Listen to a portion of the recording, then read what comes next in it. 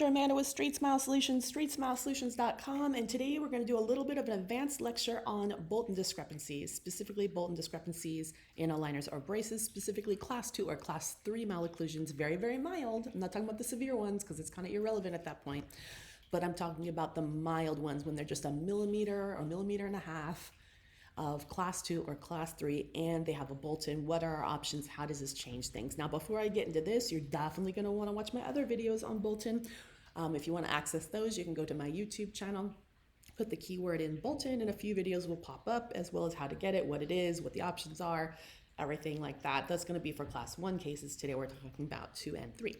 We'll also be covering this in our aligner webinar that's coming up on January 18th, 2024. You can register. It's free. It comes with CE units. It's sponsored by DSN DSI, and you can access that from my website, Straightsmile Solutions, or pretty much from any of my social media bios. So, all right, now that you've got that in mind, I'm assuming you know what a Bolton is and you kind of got the basics of Bolton, but you may not know the difference between how a class 2 or class 3 malocclusion affects a Bolton and the options. Now, friendly reminder, you can totally use the widgets on Invisalign or ClearCorrect in order to calculate a Bolton. Shortly after today, actually tomorrow or the next day, I will be putting up a how to access ClearCorrect Bolton from ClearPilot, which is really helpful. I recently noticed they had it up and it's pretty accurate. I actually like it better than Invisalign.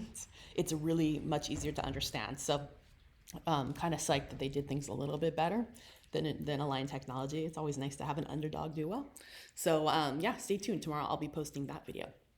Okay, so let's kind of take it first class 2, then class 3. So again, just to refresh, I'm only talking about very, very mild class 2 or class 3 cases, 1 to 2 millimeters max, maybe 1 to 1.5 max, and how this affects Bolton.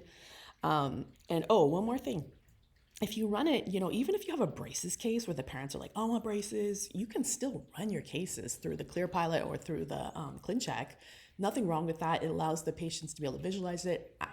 These aligner companies do not care if you do this, as long as you're doing a fair amount of cases.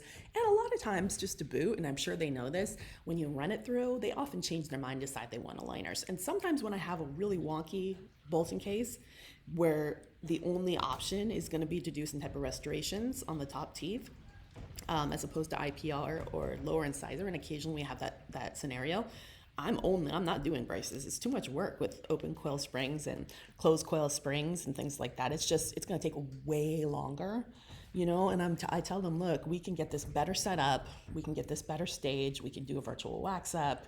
We should just use the resources in the aligner. It's just going to be a better outcome. And I hope you guys are charging the same for your aligner and your braces cases. You really should be. It's the right thing to do at this, in 2023. And the experience, I don't know anyone that's had aligners that has hated it. It's really, as long as you guys have a good compliance program, it's not that hard. Anyways, okay, so let's talk about mild class 2 cases. What if you have a mild class 2 case and it's a maxillary Bolton, a maxillary tooth excess of, 1, 2, 3 millimeters? What does that mean? Well, that just means normally if you have a maxillary Bolton and it's class 1, you have a tiny bit of overjet. Normally I don't care if you listen to my other videos. But if you have a maxillary Bolton and a class 2 together, now you have more overjet. So you're gonna finish the case.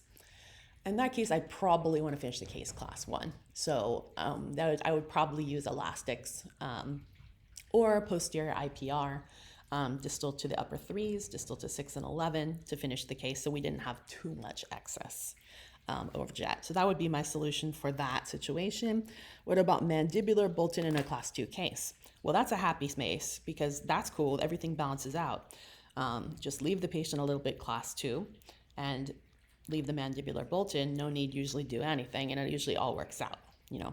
Maybe tiny bit of IPR, maybe tiny bit of overjet, who cares? So that's a happy situation. All right, class 3. Class 3 cases, mild class 3 cases with a maxillary Bolton, well, that's a happy face. It all works out, right? We've got a maxillary Bolton, which means more tooth excess on the top, but we also have a little bit of a class 3, lower teeth are shifted forward a little bit. Great, it all works out perfectly. Maybe a tiny bit of IPR on the top or bottom. It all works out, depending on which one is more. Happy. What about, and you leave the patient a little class 3.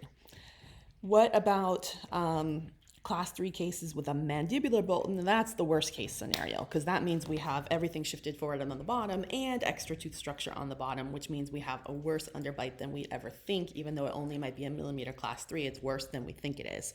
So in this situation, you almost always have to extract a lower incisor, or you can do an aligner case, do some sequential distalization to class 1 with IPR on the lower.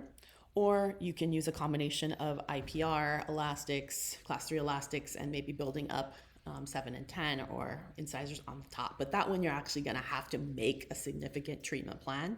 That's the worst of the worst. And that's something you'd want to catch at the beginning, so you could build that into your treatment plan, because if that pops up at the end, you're going to have big problems. So just to recap, class 2 cases with max Bolton will have excess overjet. Class 2 cases with mandibular Bolton, happy face. Class 3 cases with max Bolton, happy face. Class 3 cases with mandibular Bolton, bad, bad, bad. All right, hopefully that was helpful. Stay tuned for my ClearCorrect Bolton video that will get posted hopefully tomorrow or the next day. Take care.